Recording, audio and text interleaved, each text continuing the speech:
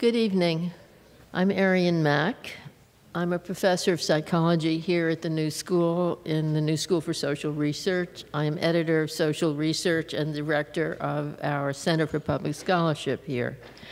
And it's my pleasure to welcome you to the New School and this, our 30th conference in our social research conference series, which we began in 1988.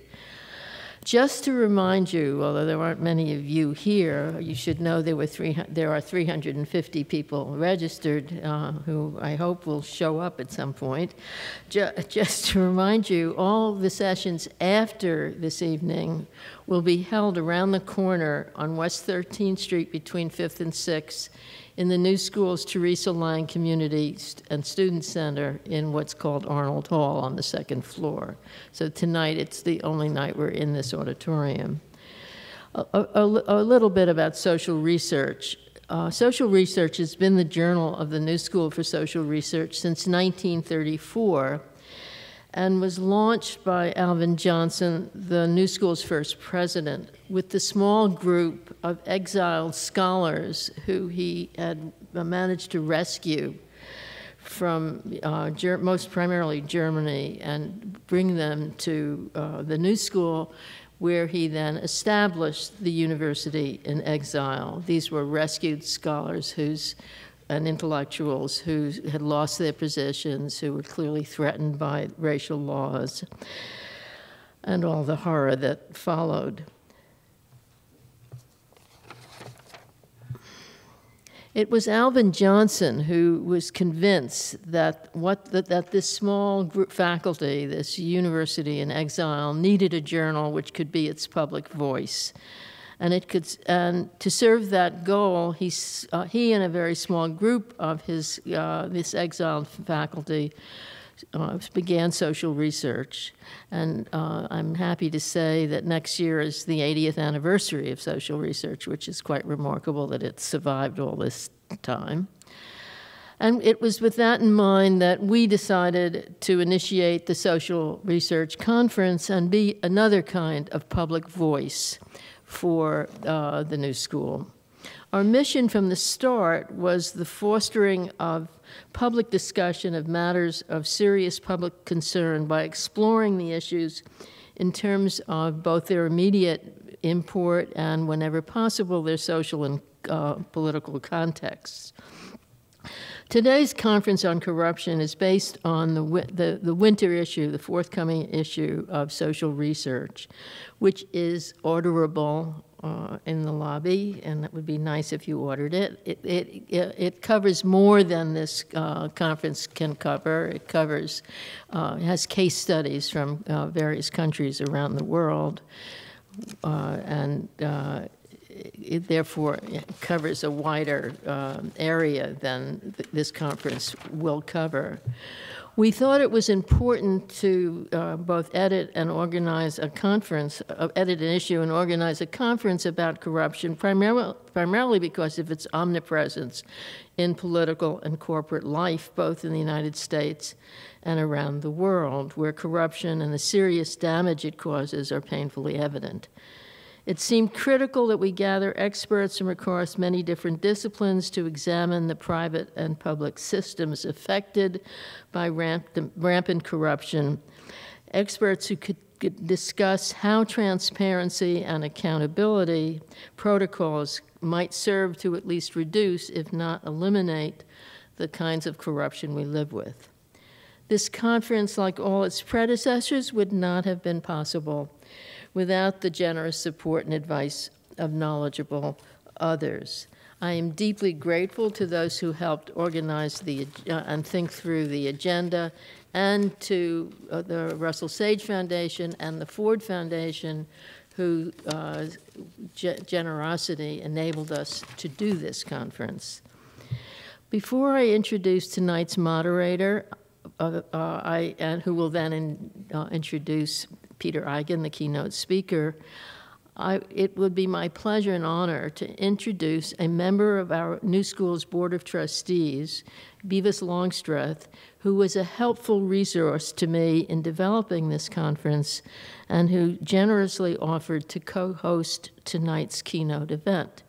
In looking and preparing to introduce Beavis, I got to know something about him, and I was quite astonished by some of it. I've known Beavis as a member of the board, but never well.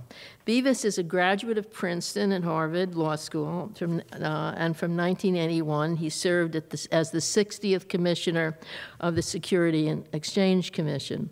In '93, he retired from the practice of law as a senior partner at Debevoise and Plimpton to teach the regulation of financial institutions at Columbia Law School and pursue other interests, among which was writing. Beavis is a former member of the Board of Governors of the American Stock Exchange, a former director of Invesco, and a former trustee of the College Retirement Equities Fund. For many years, he served on the Pension Finance Committee of the World Bank. Over his long professional career, he has written many articles and 2 books on finance, corporate behavior, and the law. But now here's what surprised me. Mr. Longstreth has written 2 historical novels and is now engaged in working on a 3rd work of fiction. Apparently, it's a historical novel about the WPA. So that's something we can look forward to. It is now my honor to welcome Beavis to the podium. He will speak briefly, and then I will introduce the moderator of tonight's event.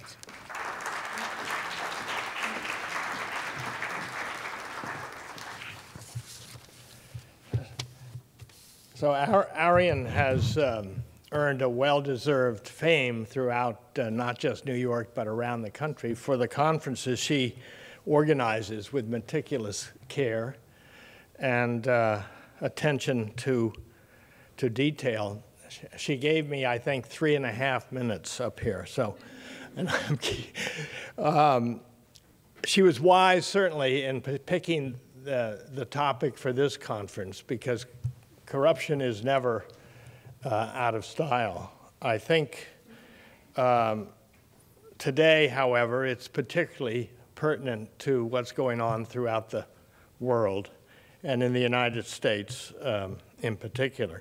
I've looked at what's on offer in this conference over the next full day, and well, if corruption were a food to be eaten, there would be a bountiful feast for everyone who attends. I have one question I want to leave for the conference, and I hope they will address it.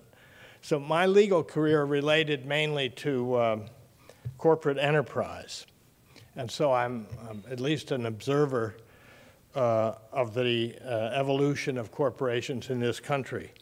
And I think that corporate corruption has reached a new and lofty plateau, not a pinnacle, because it's going to continue unless something's done about it, so it's better to refer to it as a plateau. Indeed, with respect to buying a controlling influence over public policy, post-Citizens United, the word corruption seems to have been laundered clean of all stain. For a century or more, lead companies have twisted truth to enhance profit, knowing lead paint killed children. Tobacco companies followed the same corrupt path. And now, too, the fossil fuel companies who pay scientists to deny their science and conceal their paylords. So here's the question. How in a democracy resting on capitalism, as ours does, can this rampant form of corporate corruption be purged? And now, let the feast begin. With pleasure, introduce you to my colleague, Sokiko Fukuda-Parr, who is the moderator of tonight's session, and she will introduce our keynote speaker. Sokiko is a professor of international affairs at the New School and she is my colleague. She is one of the foremost development economists who works on international development in a human rights framework. Prior to coming to the New School, Sakiko was a research fellow at Harvard's Kennedy School. And from 1995 to 2004, she directed the UNDP Human Development Reports. Sakiko serves on the UN Committee on Development Policy as vice chair, the Lancet University of Oslo's Commission on Global Governance for Health, and the boards of the International Association for Feminist Economics, the Center for Economic and Social Rights, and Knowledge Ecology International. She is author of several books, the most recent of which is Human Rights and the Capabilities Approach, an Interdisciplinary Conversation, which was co-edited with two of her colleagues. Sakiko.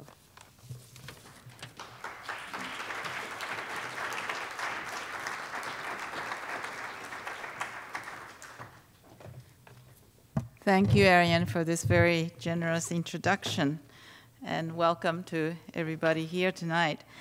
So it is my great pleasure to introduce Peter Eigen, whom really doesn't need any introduction in the world of people who are interested in corruption, because he really put the issue on the map for public debate, something that everybody was so concerned about, but never and talked about in corridors, but not in the open.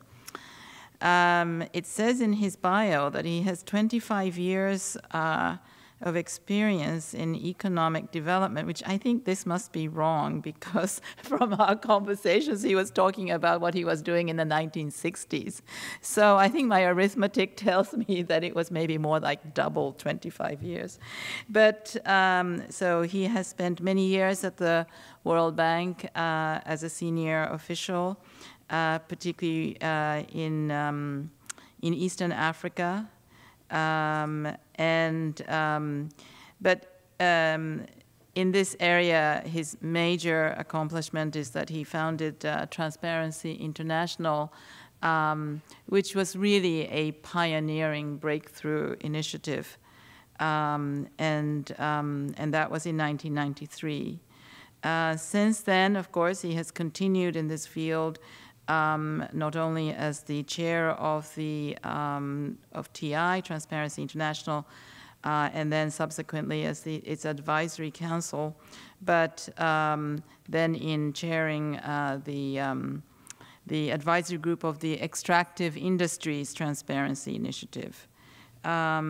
He has had other honors, such as the honorary doctorate at the Open University, the Reader's Digest Award European of the Year 2004, and it'll take me a long time to complete the list. So, currently he is teaching at the Freie University of Berlin. So it's my great pleasure to give the floor to Peter.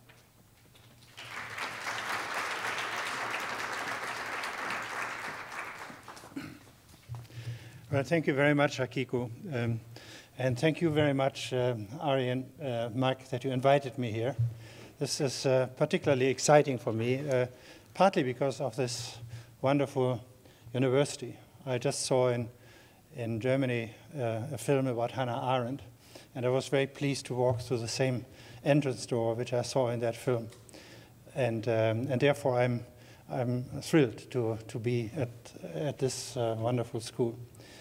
But I was also particularly excited to be able to talk about international corruption here, because international corruption is not only something which is extremely important, as David Longstreth already pointed out, but it is also a subject where I can illustrate a little bit a slightly wider issue, the issue that we really are facing at present, a failing governance phenomenon as far as global governance is concerned, as far as the governance of the global economy is concerned. And therefore, this subject, to talk about international governance, is for me particularly exciting. Yes, it is at present much talked about. In fact, some people fear it will be with us, it will even increase, it will be at a plateau, as you said.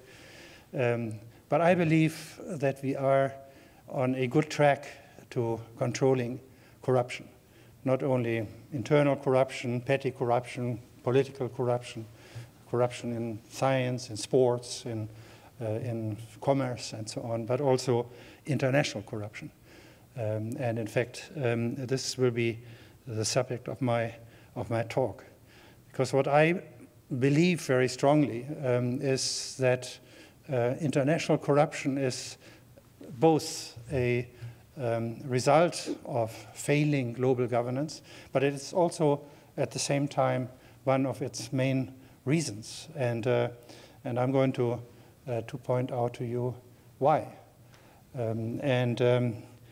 I believe that our present paradigm of global governance simply is not adequate anymore in order to deal with many of the issues like corruption, like international corruption, but also with other issues like destruction of the environment, climate change, human rights violations, child labor, and violation of labor standards worldwide. I believe that what we have experienced in fighting international corruption may very well be an example for dealing some of the other areas of failing governance. And therefore, this is for me an exciting subject. And I hope that not only tonight we will be able to talk about that, but also during the conference tomorrow. Why do I say that we are dealing with failing governance? I believe that our reliance on sovereign states, sovereign nation states, and their governments as the main actors of governance is not adequate anymore. I believe that nation states have lost their capacity to introduce a governance system which is coherent, which is just, which is sustainable.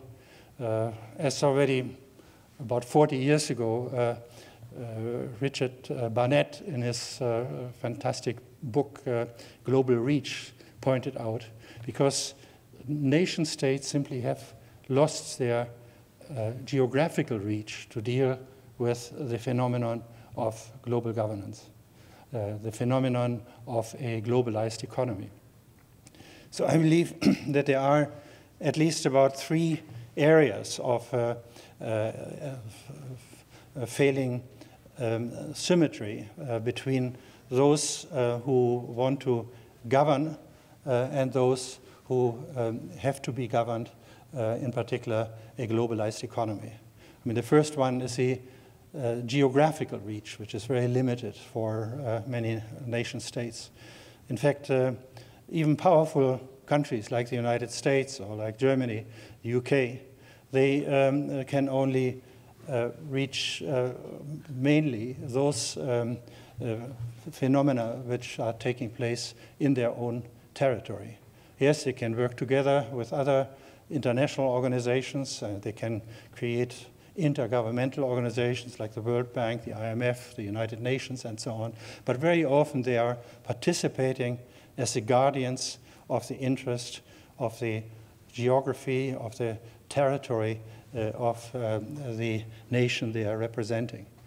The second asymmetry, which I would observe, is one of the time horizon of nation states. In particular, in democratic governments, you very often govern from one election to the other, sometimes 3 years, 4 years, 5 years. But the time horizon of the politicians who have to retain power, in particular in a democracy, is rather short term. While the problems which we are facing in the globalized economy are very often long term. I mean, just think of climate change, for instance. So this asymmetry of the time horizon of the actors and the area which is to be regulated is, in my opinion, one of the great handicaps of the present paradigm of governance. And the third one has to do with the constituencies of nation states. I mean, the voters of nation states, they have their own interests, they have to be catered to, they have to be satisfied with the actions of government, and therefore they are going to act in accordance with their own particular interests. And of course, those are different in different states. Even in a situation like a supranational European Union, you always have tremendous differences between the various states, and therefore national governments simply are not in a position to introduce a coherent global governance system. And this is, of course, what we are trying to achieve. We would like to have what we call in Germany a soziale Marktwirtschaft, a social market economy. We would like to have a market-determined economy, but it is a social market economy which is subject to a regulatory authority which can protect the market, the functioning of the market against corruption, for instance, but also against antitrust developments and other anti-competitive events in the market. But also an economy which can be corrected if the outcome of the economy is not acceptable. And I believe what we see right now in a globalized economy is an unacceptable outcome. It is quite clear to me that we cannot allow 1 billion people in the world to live below the absolute poverty line. We cannot allow 1 billion people to live without reasonable access to drinking water. About 2 billion people to live without proper sanitation, and consequently banal poverty-related diseases which kill mothers and children in the world at a level which is totally unacceptable. 6.6 million children died last year before they reached the age of 5. This is, in my opinion, unacceptable. Not to speak about the conflict and violence and bloodshed which we see happening in this world, in this globalized economy. So I think we have to recognize that our present paradigm of global governance is failing. And therefore there have been many proposals on how to change, how to strengthen this. Some people have argued that the private sector should take a more powerful role. After all, the private sector has a global reach. They are the ones who can act over the boundaries of nation states as they see fit. They can have their profits, they can have their losses, they can have their activities wherever they choose, with very little capacity of nation states to intervene, nation states and their international organizations.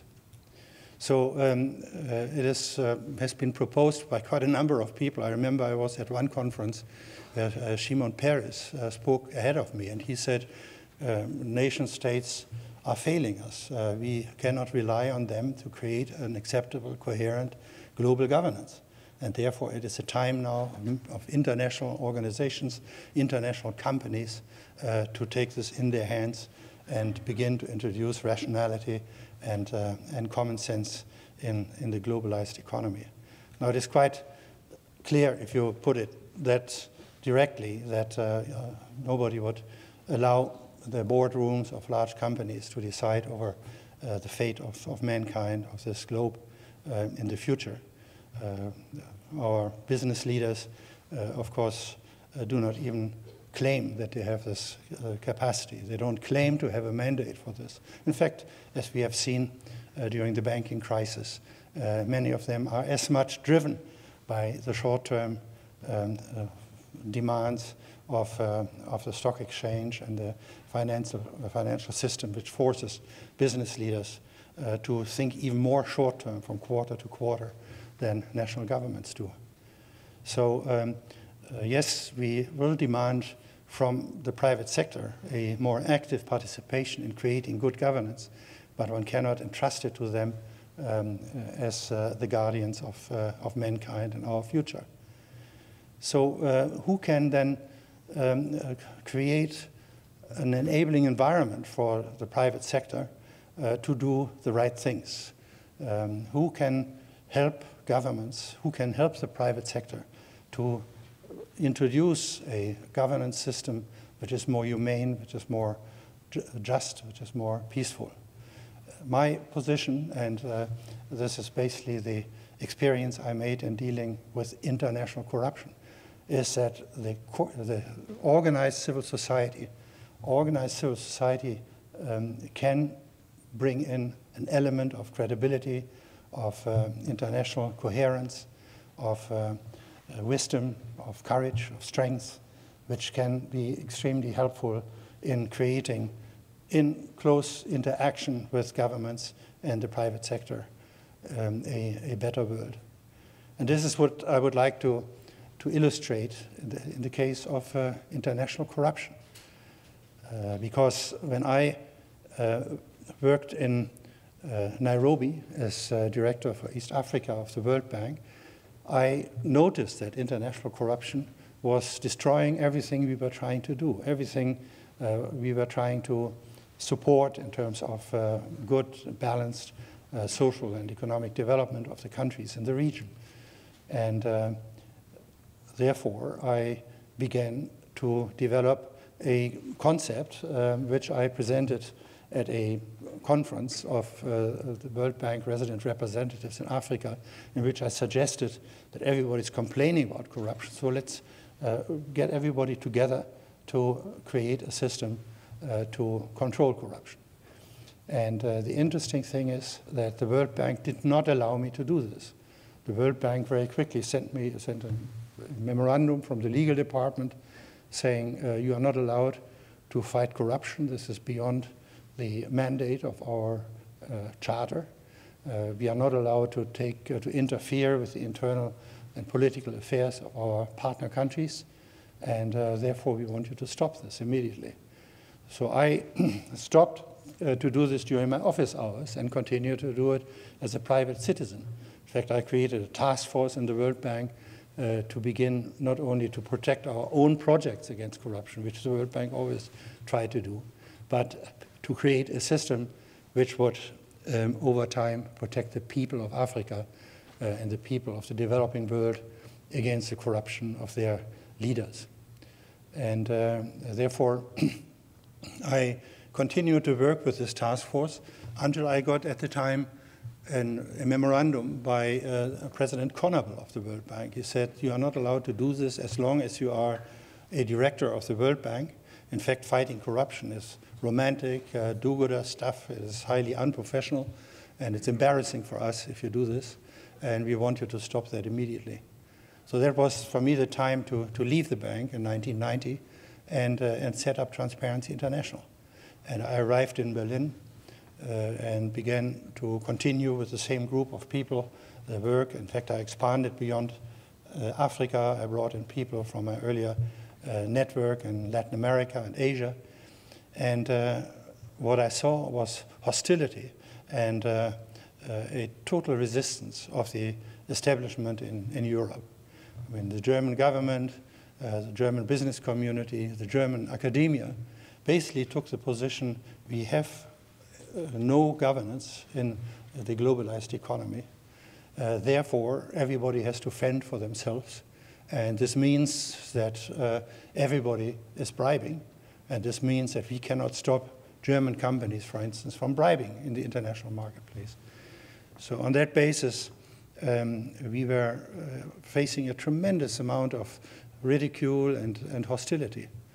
I remember a very famous business ethics professor from the St. Georg University who went public with a statement that fighting corruption or avoiding corruption is sort of a Judeo-Christian specialty of Europe, and therefore one should not impose this on other countries with other cultures, with other value systems, In fact, he says, I was in Indonesia. I can testify that in Indonesia, not only do people tolerate corruption, but they even applaud it as something which keeps the economy going. And therefore, who are we to impose our Western values on these markets in which we want to get contracts? So that was sort of the position we were trying to deal with.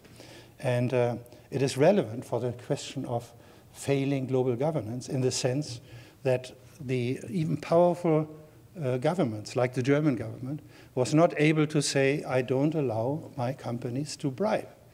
They are not allowed to bribe in Germany, but when they bribe outside Germany, this is unfortunately necessary. It is something which we cannot avoid. It is very damaging, yes, we agree, but we cannot help. And the same thing is true for even the largest companies. I mean, companies like Siemens, like Daimler, like MAN, the greatest companies in Germany, they said, we don't want to bribe. In fact, we would be much happier to compete in a corruption-free market, but we can't because everybody else is bribing. So this was an example of failing governance. And it is interesting that we managed over time with our small civil society organization to overcome this. I mean, in Germany, for instance, the United States, of course, was always interested to fight corruption because Jimmy Carter had in 1977 initiated the Foreign Corrupt Practices Act, and therefore American companies were not allowed to bribe in the international marketplace, which doesn't mean they didn't do it, but they were not allowed to bribe, at least. While in Germany, not only were they allowed to bribe, they even could deduct their bribe payments from their taxable income. And it was an amazing situation. You know, if Siemens decided to pervert the economic decision-making of a president, of a minister, of a mayor, of a top man in a company, in a parastatal, and pay him not $100,000 as a bribe, not $2 million as a bribe, but pay them $10 million, $20 million, $50 million in order to get a several billion dollars contract, then they could openly deduct this from their taxable income.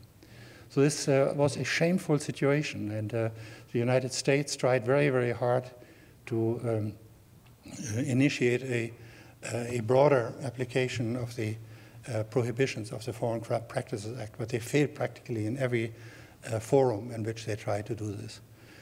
And it was basically an attempt at the OECD, excuse me for a minute.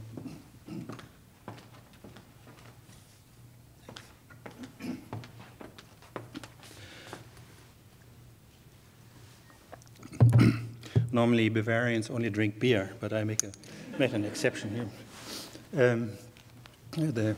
At the OECD, again, the United States tried to introduce a broader application of the Foreign Corrupt Practices Act. They had tried unsuccessfully at the United Nations, at various other fora, but the Germans and the French and the Brits and some other important countries like the Japanese and so on were resisting to pass a recommendation which the OECD was planning to issue, that all member countries of the OECD should stop their exporters, their investors, their companies and nationals from bribing foreign officials. But it is interesting to see that while this discussion was going on, a great resistance was building up. I remember the Minister of Economy of Germany, he said, if everybody bribes in the international marketplace and I stop German companies from bribing abroad, then of course I'm destroying German jobs. As if a job won by a corrupt firm is worth more than the jobs of an honest firm, which would lose the contract, of course.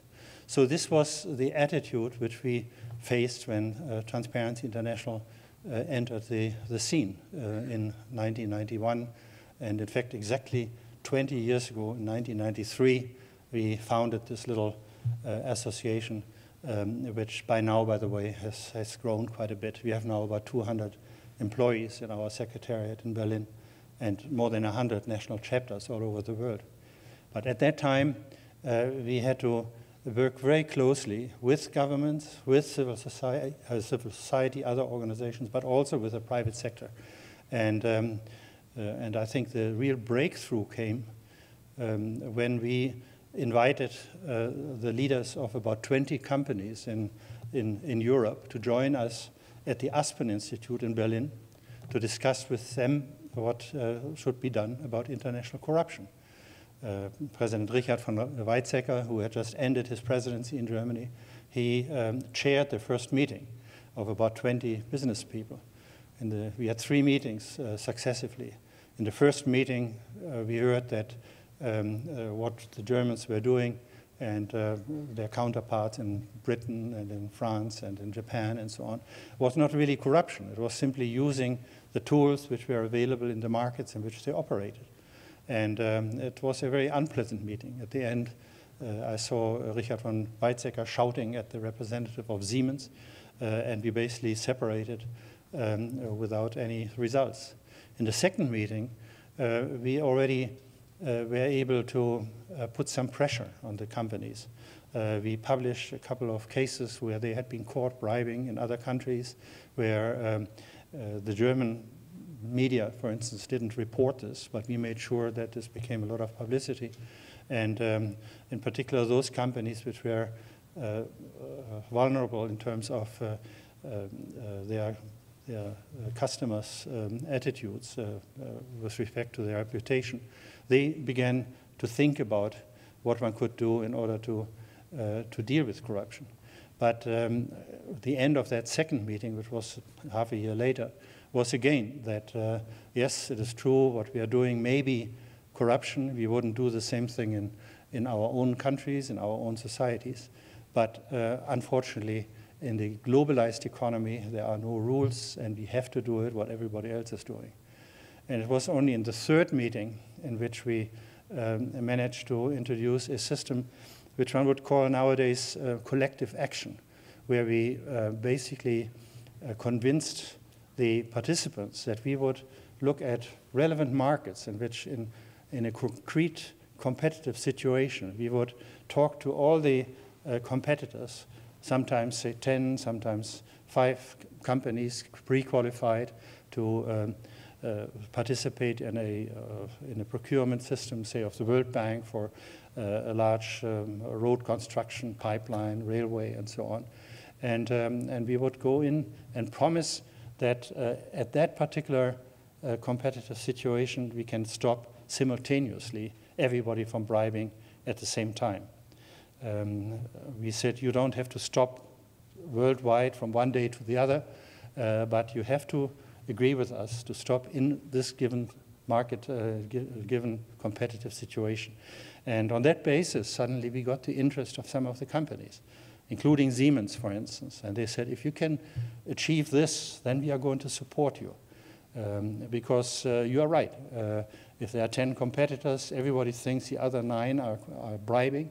And therefore, we are looking for a good person to do our bribing for us.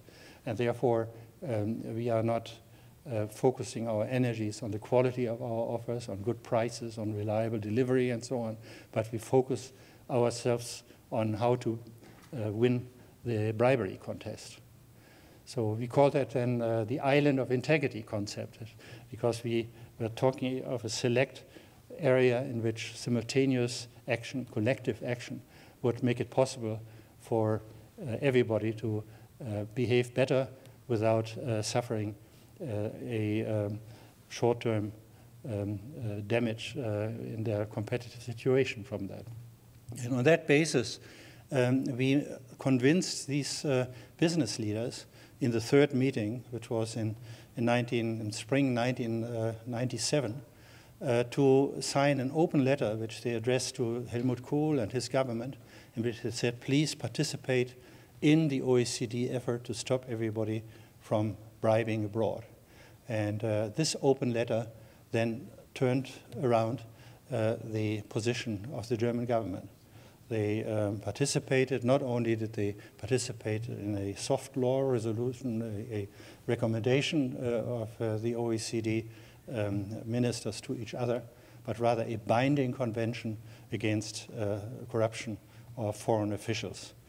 And this was, in my opinion, the great watershed, because once we had achieved this, the various international institutions and so on began to reflect this also in their own decision-making.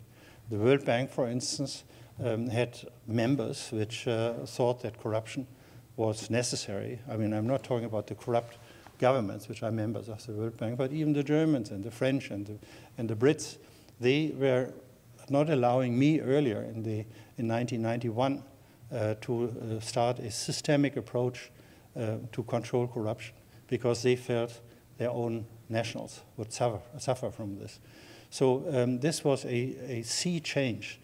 And in my opinion, an example of how a civil society organization can intervene in interaction with government and the private sector in finding solutions for good governance worldwide. Of course, it was a mixture of pressure, it was a mixture of research and transparent presentation of the realities. Until then, there was not much scholarly research available on corruption. In fact, I have to recognize Susan Rose-Ackerman, who was one of the first writers and scholars who helped us to conceptualize what we were trying to do. She's here tonight, and I'm very happy to see her here. So what did we then do with Transparency International? We began, for instance, to publish this International Corruption Perception Index, which many of you probably know. We began to publish empirical studies, corruption barometers, we call this, in which we established to the world how much corruption there still is. We began to organize the International Anti-Corruption Conference, a major conference which takes place every 2 years, in which we brought together the officials, the scholars, the civil society organizations, the business community, to develop networks against corruption. And most importantly, we developed a holistic approach against corruption. Most initiatives against corruption are normally focusing on the criminal side of punishing corruption. We thought very much of preventing corruption, of looking at different laws, different institutions, different policies, which in their totality could create an integrity system in a society where corruption would not be possible. And it is this sort of holistic approach which we worked out in various publications, in a cookbook against corruption, the Integrity System Source Book, which has been translated into 25 languages, and which we use as a tool to diagnose the problem of corruption in individual countries, to develop concepts on what one can do about it, and then begin to introduce these remedies and monitor them together with governments and with the private sector. So this was probably one of the most important approaches. The other very important approach was that we did not try to deal with corruption just from the center, from Berlin, where we had the headquarters of Transparency International, but rather we give the responsibility for the diagnosis and development of reforms to national chapters in various countries. So we very quickly started to set up national chapters, first in Ecuador, then in various countries in Europe, but also here in the United States. By now we have about 107 national chapters which are fully accredited. And in fact, they are also the members of this association and elect a board and decide on the policies of this organization. Now this decentralized responsibility of individual countries to deal with their own corruption in their own society, in their own political and cultural context was probably one of the most important decisions which we took from the very beginning, and therefore it has caught on like a wildfire. There's perhaps one third issue which was also very important in the beginning, but which is being watered down right now a little bit. That is that we decided not to investigate individual cases of corruption and expose them, because we felt this makes it very dangerous for our national chapters to work in their own countries. This makes it dangerous for the whole organization, because we may be sued for libel and so on. I was sued at one point by Milosevic because I called him corrupt. I was sued by him out of his jail cell in Den Haag. But he was paying some very fancy lawyers, and I was very happy to find a pro bono law firm which defended me. Otherwise, I probably would be in jail right now. So this was the decision which we took at the time, but also we wanted to work with companies and with governments, even though some of them were corrupt, and we knew it. And this was a difficult decision, because many NGOs believe that they lose their integrity, their credibility, if they accept money, for instance, or if they work with governments. Here in the United States, NGOs normally don't take any money from governments. In Europe, most of the NGOs are more reluctant to take money from companies. Now, we at Transparency International, we take money from everybody, but we try to make sure that through our structure, through our diversification of fundraising and so on, we keep the independence and credibility, and we have so far succeeded. By now, we have a budget of about 40 million euro, and as I said, we have about 200 staff members in our secretariat in Berlin.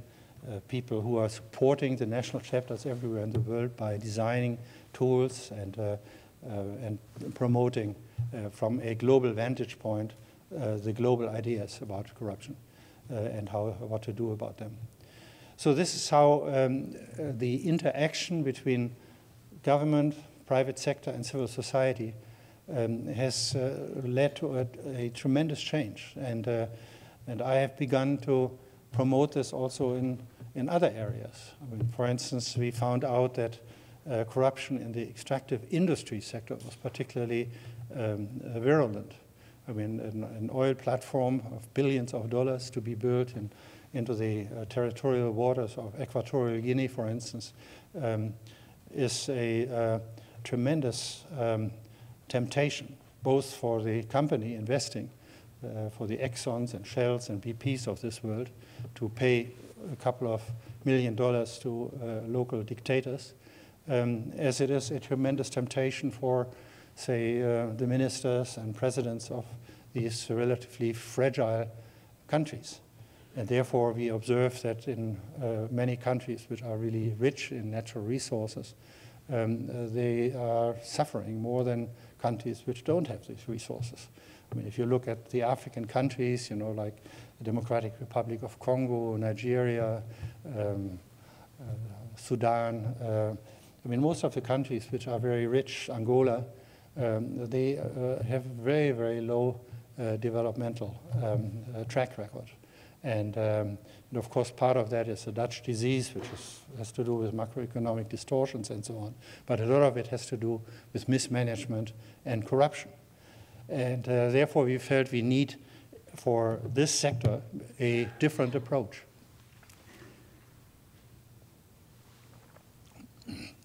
And that approach started with an appeal to companies to publish what they pay to the host governments where they do their work. I mean, for Shell, for instance, to publish what they pay to the Nigerian government in taxes, royalties, dividends, other fees, and so on, which are being paid. In fact, in Nigeria, for instance, we know that the annual payments which are normally received by the government are more than $50 billion. Not $50 million, $50 billion. So these are huge amounts of money. I mean, it's more than the whole development budget for the whole of Africa. It's more than the whole World Bank lending program of the IBRD. So what is happening with this money? A small power elite in Nigeria takes the money and doesn't even tell its parliament how much money they get. They don't tell their media. They don't tell their civil society. And therefore, nobody can hold them accountable. So we say, publish what you pay to Shell. And they said, yes, we are willing to do this, and Exxon and Chevron and BP. But very quickly they ran into a problem in particular in Angola, which reminded BP that they have in their investment agreement a confidentiality clause against disclosure of these numbers. And so BP told us that they cannot participate in this publish what you pay campaign, otherwise they lose their production rights in Angola. So we thought that this wonderful initiative had collapsed. It had been started not only by Transparency International, but also by Global Witness and Oxfam and a number of other very good international NGOs, in particular headquartered in London. So the great story is that President Obasanjo of Nigeria, for all his sins, he was one of the co-founders of Transparency International. And when he became president in Nigeria, he decided that he would not only allow the publication of these numbers to the companies operating in Nigeria, but he would make it mandatory. He would go further than that. He would even publish what they receive. And in fact, he announced this in 2003 at a conference in Berlin at our 10th anniversary of Transparency International. And that was the creation of a new entity, which is called the Extractive Industry Transparency Initiative. This is a very interesting, different model, because in EITI, as we call it, this magical triangle of interaction between government, private sector, and civil society is inside the governance of the organization itself. So they have a board of 20 people, 1/3 civil society, 1/3 governments, 1/3 private sector. I was the chairman of that board for 5 years. And inside the participating governments, and inside their countries, we set up multi-stakeholder working groups. So in Nigeria, we have a working group of about 30 people. Again, 10 of them government, 10 of them civil society, 10 of them private sector. And they have to define the matrix under which the numbers will be reported in Nigeria. And we have now about 40 countries which are implementing the system, not only in Africa, but also Norway, for instance, and a couple of other OECD countries are participating. And in fact, with the Dodd-Frank Act, the United States has gone one step further. They make it mandatory for companies registered in the United States to report not only on a country-by-country basis, but also on a project-by-project basis, what they are paying to the governments in the countries where they operate. Of course, the companies which were part of Transparency International, we are not very happy with this. Many of you may know that the American Petroleum Institute has been suing the Security and Exchange Commission when they issued the first guidelines or the first ordinance to implement this legislation. And we hope that a new set of rules which will be issued by the SEC hopefully soon will not be completely toothless. But this is a tremendous example how here in the United States, through a Lugar amendment in the Dodd-Frank Act, which was really meant to domesticate or regulate the banking system, new systems have been introduced which are now becoming a model for many other countries in the world. For instance, in Brussels, a guideline is being issued with exactly the same requirements, even though some of the companies, the German companies, for instance, are lobbying very energetically against it, but in Brussels the decision has been taken that a very similar system as the Dodd-Frank Act will be introduced at the European level. And the French, the President of France, the President of the UK, the Prime Minister of the UK, and to some extent even the Germans before they lost their election, or before the last election, they announced that, that they will introduce very similar rules to the Dodd-Frank Act. Again, an example on how this interaction driven by soft law, basically, by voluntary commitments to live up to certain standards, can lead to improved global governance in one of the most complicated sectors in this area, that is the extractive industry transparency initiative. We are trying to do something similar on procurement now worldwide. We are trying to do something similar on a garment industry transparency initiative in order to support or to protect the garment workers in Bangladesh and Burma and in Vietnam and so on. All areas in which companies by themselves, with their many initiatives on good working conditions, with their strong cooperation with the International Labour Organization, we are not able to really prevent huge accidents like we saw in Bangladesh, where more than 1,000 people died. So we hope to introduce a system of multi-stakeholder credibility, multi-stakeholder governance in areas in which governments and the international institutions, companies, cannot handle the situation by themselves. But if they join into a close interaction with civil society, they will be able to make progress. So it is true that in all of these areas, this is only an approach which has not yet led to a real powerful change. I would suggest that in the corruption area, we have made a great difference. I mean, not only do we have now the OECD Convention against foreign bribery, Germany, they are prosecuting now about 120 companies for bribing outside Germany. And these are very powerful international companies. About 10 years ago, they would have received a tax benefit for bribing there. Now they go to jail. And this is not only Siemens, this is Mannesmann, this is Ferrostahl, this is Daimler. These are all these big companies. They are being punished. The same thing is true in the UK. You know, finally, at the last days of the Blair government, they introduced a stronger legislation against foreign bribery. Before they had been dragging their feet. And there have been scandalous cases where the government did not prosecute very important international bribery cases. But now in London there is a mood of real concern of big companies that they don't fall afoul of these new laws which are stopping them from bribing. So there's a lot of, there's a great market for compliance officers and so on right now in London-based companies. The same thing is true in other countries. But again, the driving force is civil society.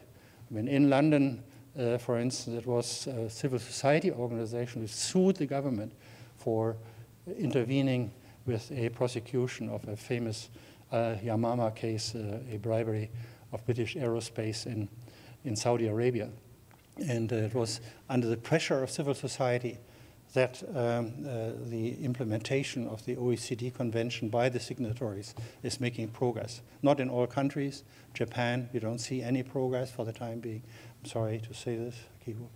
And, but I must say, I'm quite happy about Germany really implementing now with a pretty strong hand the requirements under the OECD Convention. Of course, the UN Convention is a powerful tool where, by the way, Germany is playing a very bad role by the German parliament refusing to ratify it. It's one of the very few countries, about 160 countries have ratified a fantastic convention which had been prepared by the United Nations. It's been signed in 2003 in Merida in Mexico. And the Germans refused to ratify it. Why? Because under German law, members of parliament are allowed to accept bribes. It sounds very strange, but it is a parliamentarian in Germany can be paid to take certain positions. And this is not a crime under German law. Therefore, the parliamentarians refused to ratify the UN Convention, because under the convention they would have to change this oddity in German criminal law. So there's still a lot that has to be done. And in fact, I also agree with people who feel you read more about corruption nowadays than at any time before. I think you read a lot about it because in the past, corruption by big companies outside in the international marketplace has simply not been reported. I mean, when Siemens paid $10 million to a Greek minister or something like this, and this came into the open, perhaps the Greeks have complained about it, but the Germans thought, well, this is what you have to do if you want to do business in a globalized economy, which is without proper governance. And therefore, I think it's a very good sign that you read so much about corruption nowadays, even though it is unpleasant, it is dirty, and I think shameful when you think about the leaders of our societies. But I have to admit that even in Germany, if you talk to important people like Martin Walser, for instance, one of the most prominent writers in Germany, they think corruption is necessary. And therefore Siemens should be decorated for having gone out and bribed everybody right and left and perverting their economic policies and leading to poverty and misery everywhere in the world. So this is still what you have. But coming back to my more general theme, I really believe that what we have witnessed in the anti-corruption field, in particular in fighting international corruption, can be replicated in other areas of failing global governance, in fighting human rights violations, in fighting child labor, in fighting environmental destruction, climate change, labor violations, and so on. If one can bring together this sort of magical triangle of interaction of civil society, organized civil society, with governments and their international institutions, and the private sector. However, I would say civil society would have to grow into this. Civil society, for the time being, is relatively disorganized. I mean, if you have a Occupy Wall Street situation, or if you have an Arab Spring and so on, the streets is rising against the present failing governance, this does not mean that the answers are there. The answers can only come if civil society itself has to grow into a responsible role as partner of the other actors. And that includes, first of all, civil society has to be better governed itself. I mean, one should not think that non-governmental organizations are automatically good. After all, the Ku Klux Klan is an NGO. So there are terrible NGOs in the world. And one has to make sure that their own governance is more participatory and, if not, even democratic, like Transparency International is with our election process. Secondly, I really believe that civil society has to become much more open as far as their financial dealings are concerned. Many NGOs have a lot of money. You don't know where the money comes from, what kind of agenda is hidden behind it. And therefore, we believe, as much as we demand from the private sector openness in their financial reporting, civil society has to do the same. And then thirdly, and this is perhaps particularly relevant in an institution like the New School, civil society leaders have to be competent. I think the institutions of the world are not sufficiently focusing on training civil society leaders in order to be professional, to be reliable, and therefore you sometimes have campaigns which are afterwards shown to be quite irrational. I remind you of the Brent Spar campaign, where at the end everybody agreed that what Shell was planning to do with their platform was, from an environmental point of view, the right thing, you know. But I mean, Greenpeace may not completely accept this kind of view yet about this particular campaign. But then the fourth point, which I would also postulate from civil society, is they have to learn to work with the other actors. So there has to be a capacity to interact with companies, with governments, with international institutions, and to do it in a way where you protect your independence and your credibility, and not being basically the poodles of the powerful establishment in the world.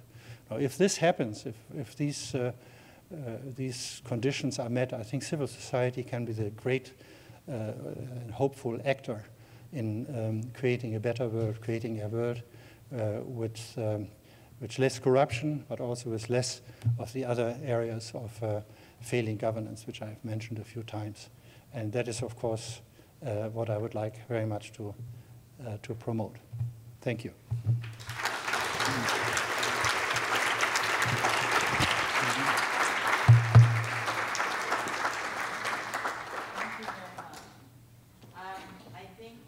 This fantastic story. I must say this inside story of Transparency International reveals not only the importance of the professionalism, but an amazingly skillful diplomacy and effective implementation of carefully thought out strategies for change. You know, there's a real theory of change there.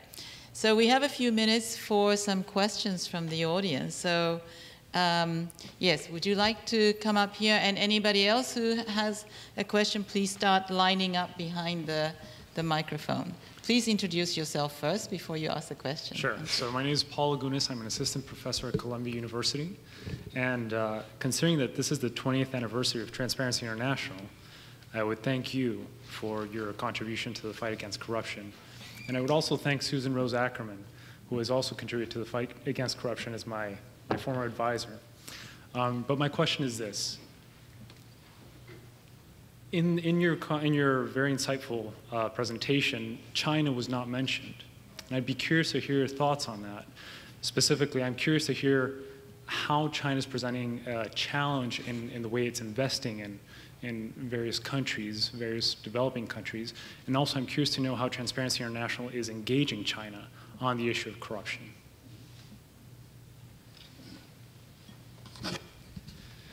Well, this is a very interesting question, and of course I would love to talk for a very long time about this. I mean, I visited China several times when we began with our work, and I found a very open door for our message. But I noticed very quickly that they were not able to give a lot of freedom to civil society organizations. They wanted to have from us more or less a menu of instruments and tools which you can use in order to fight corruption, and then wanted to use it themselves in their rather harsh and undemocratic way. We had them visit many of our conferences. They came and they always were very intelligent partners. They did not join the OECD Convention on Foreign Bribery. Their argument was basically, we never allowed our companies to bribe outside China. So you did this, you know, the Germans and the Brits and so on. You allowed your companies. You even gave them tax write-offs and so on. We never did this. So don't try to preach to us what to do in the international marketplace. So this went on for a couple of years.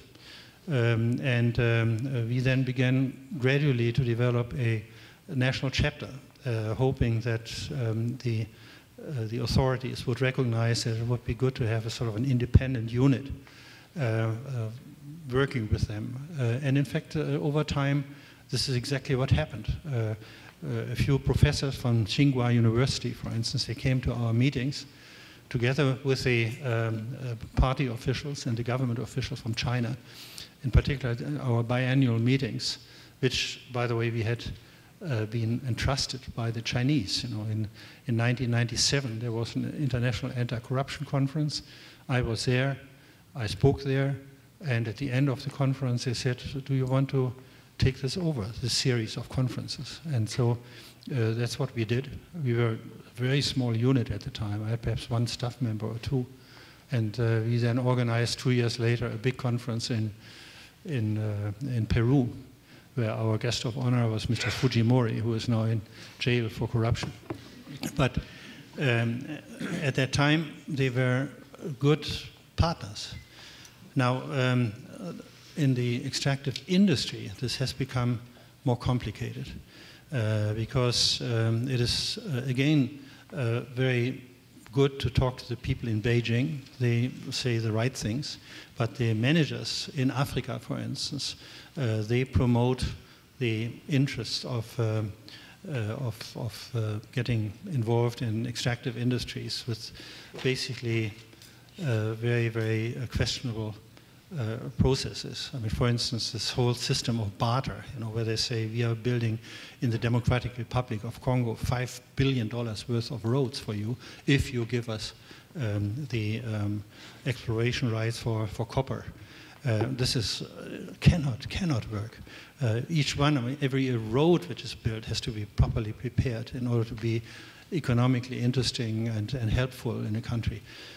Every investment in mining has to be dealt with in a rather holistic approach again, that all the aspects of mining have to be right in order to help the people. Now, if you throw this together and then the Chinese come with their own workers and build the roads there and so on, and then export minerals, this brings some of the leaders in Africa back into a tremendous temptation. Now, some of the leaders resist this. You know, I talked to the minister of Liberia, mine. He said, for us, this is great, you know, to have the Chinese come in. We have more, there's more competition. We are not totally in the hands of our former colonial masters and so on, and we are very happy that the price is going up for oil and gas and coltan and copper and gold and so on. And therefore, this is good for us. And in fact, we have learned our lesson. We are not corrupt anymore. I mean, that's what you did to us in the past, but now we are changing.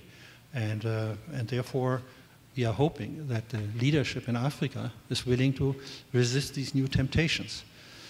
My own prediction is not particularly optimistic, but I think China itself will have to decide that it wants to become a respectable member of the international community, and then they are negotiating with the OECD on joining the OECD convention and so on, and therefore over a long period of time they will become probably good members of the church. You know. I'm afraid we only have 10 minutes left, so I think we will have to take all of the questions together, and then if you could make some closing remarks at the end. So I'm afraid you also have to keep your questions very succinct as either a commentary or a question. So why don't I start from the first lady here and then go to you and then the line here. And then I hope there's no more people. I think we have to close the lines with this. Thank you. Please go ahead. Thank you. My name is Alexis Grinnell. I have worked extensively in New York State government, which you may know is very corrupt. And I am also Professor Gunas' student. And I wanted to follow up on a point you make about the time horizon problem.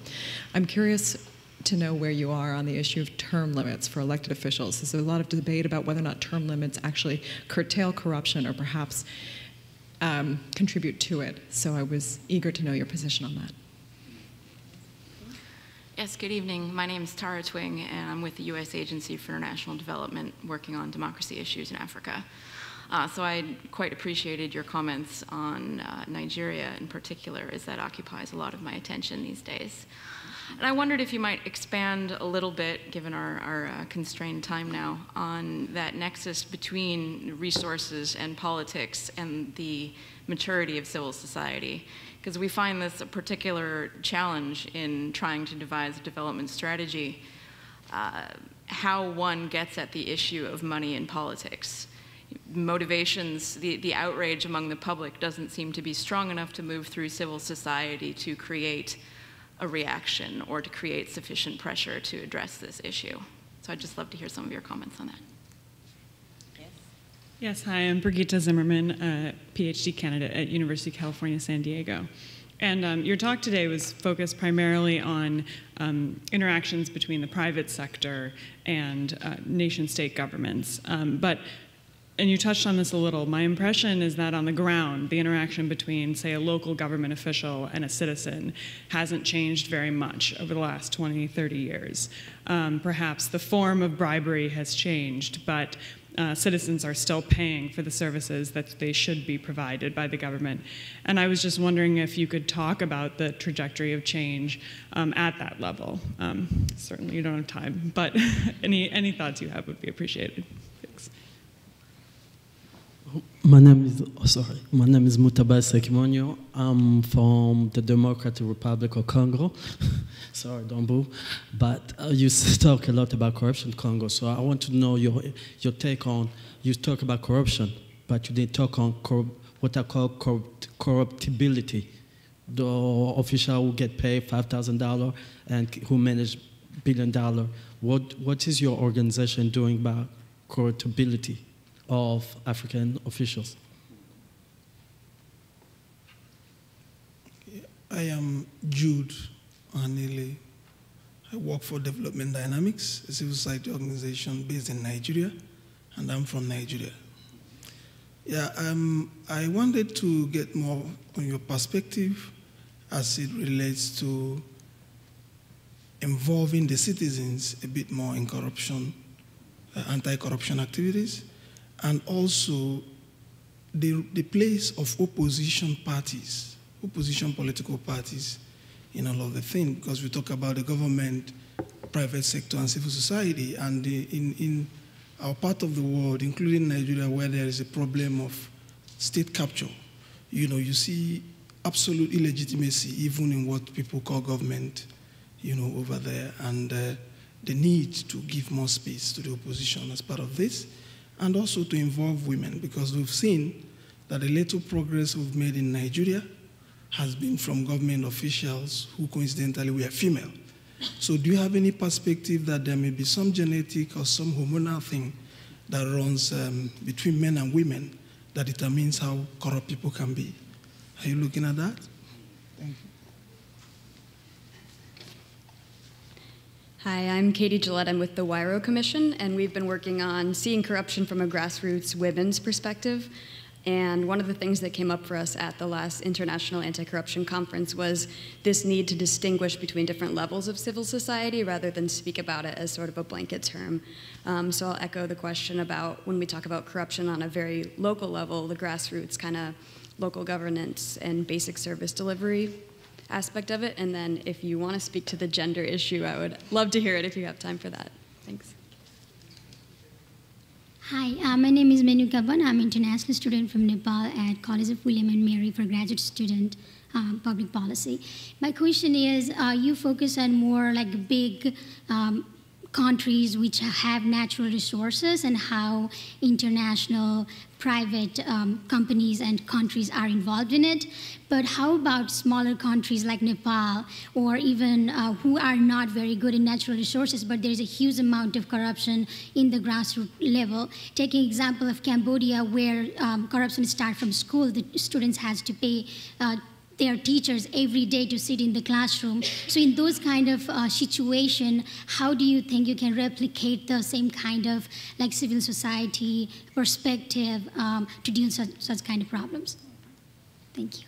Thank you very much. I'm afraid we have somewhat limited time, so we actually only have about 3 or 4 minutes. Oh my God. So, but I'll give you a bit of a warning when your time comes up. So. Well, thank you. I mean, these are wonderful questions, and I would love to have 3 hours rather than 3 minutes. But maybe I can come back at some point.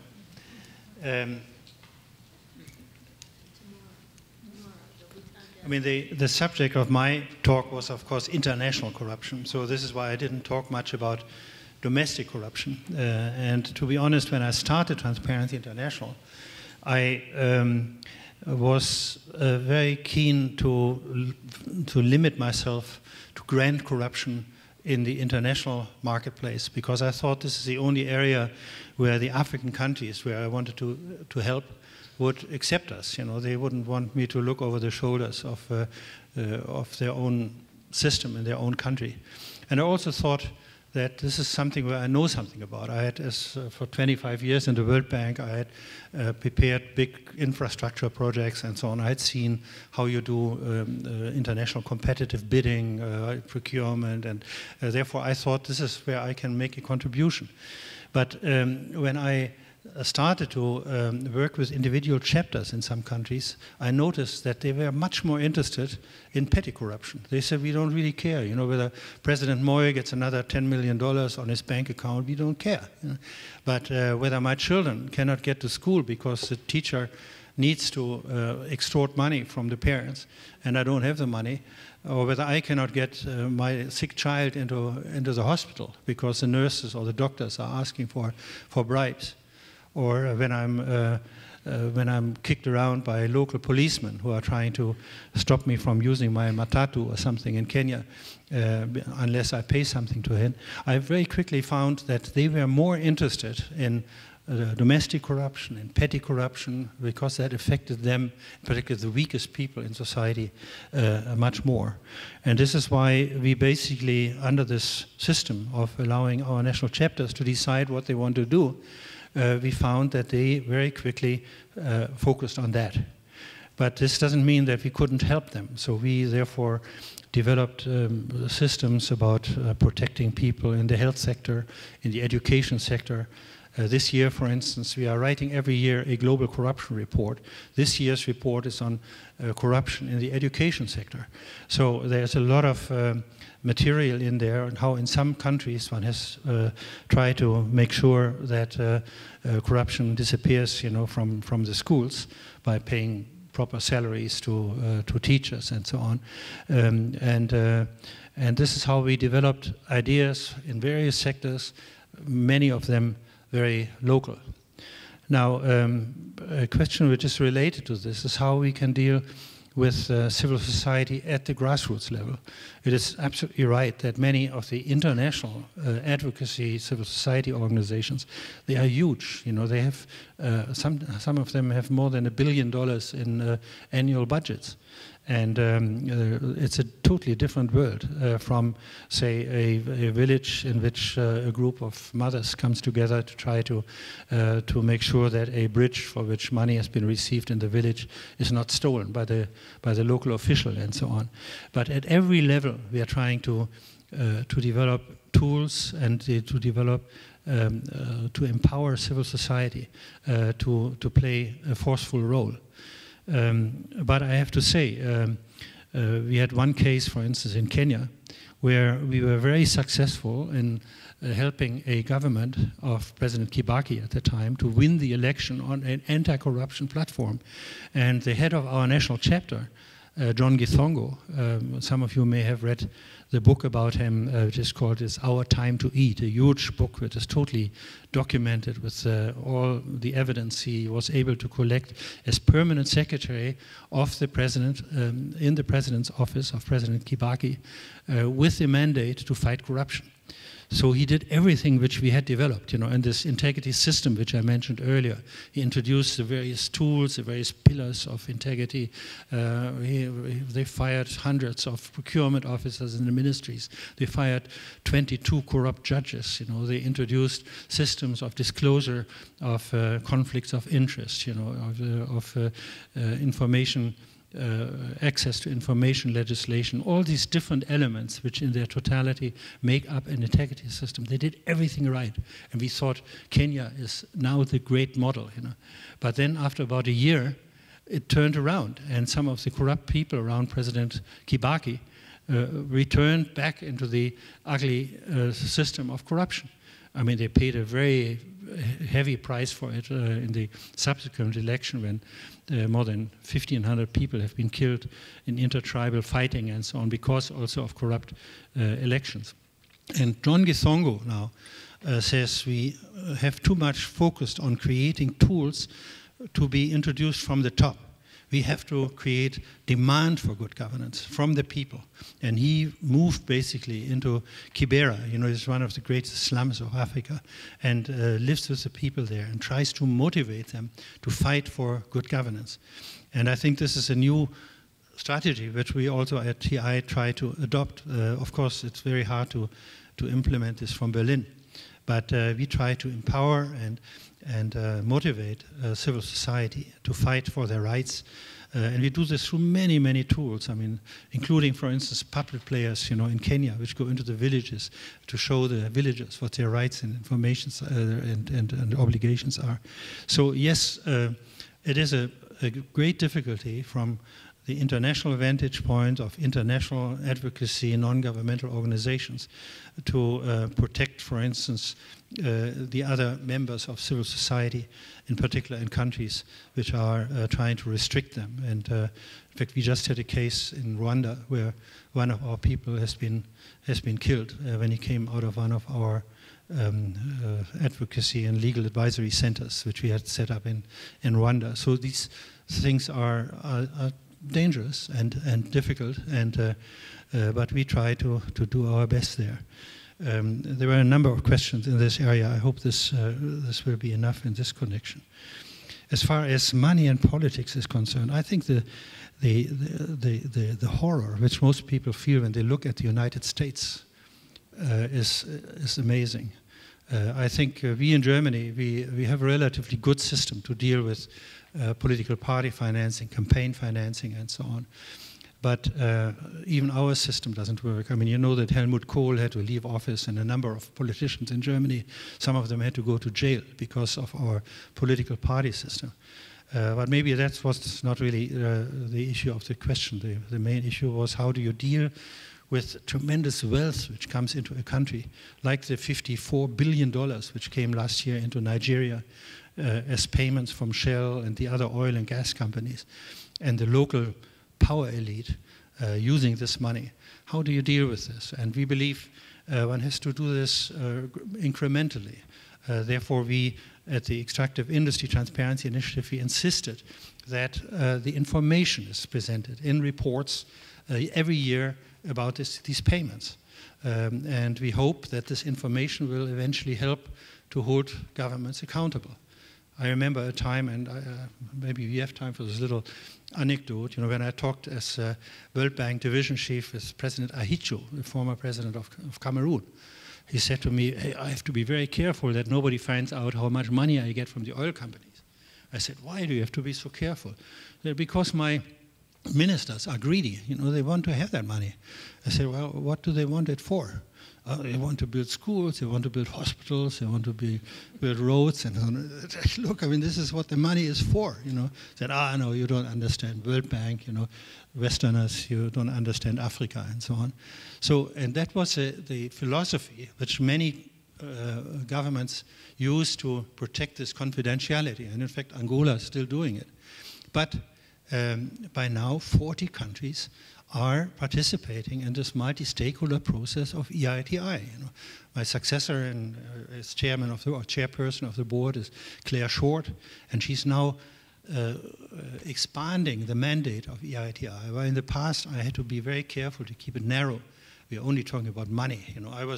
I was attacked by many NGOs. They said, who cares, how much money there is? We want to feed the poor. We want to get people into hospitals, into schools, and so on. Who cares whether Nigeria gets 54 billion or 44 billion or 34 billion every year?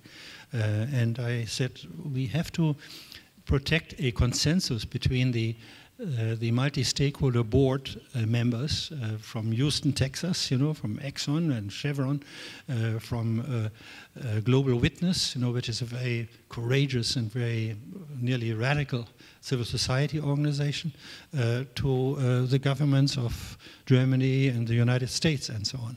So in a way, the time has now come when they can expand.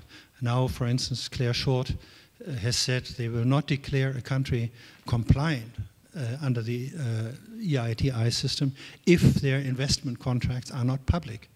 And in many countries, these contracts are secret. You know? I worked in Kenya a little bit last year, and they are developing new oil and gas developments in the north, in Samburu and Turkana area. And their contracts from the past, they are secret. So nobody can tell, you know, in Parliament or in the media whether these contracts are totally corrupt or not, or whether they are state of the art. So this is why in this area there's still a lot of work to be done. I'm told that we have to begin to wrap up. So I hereby wrap up. I'm an obedient rapper. Oh, I'm just obediently following.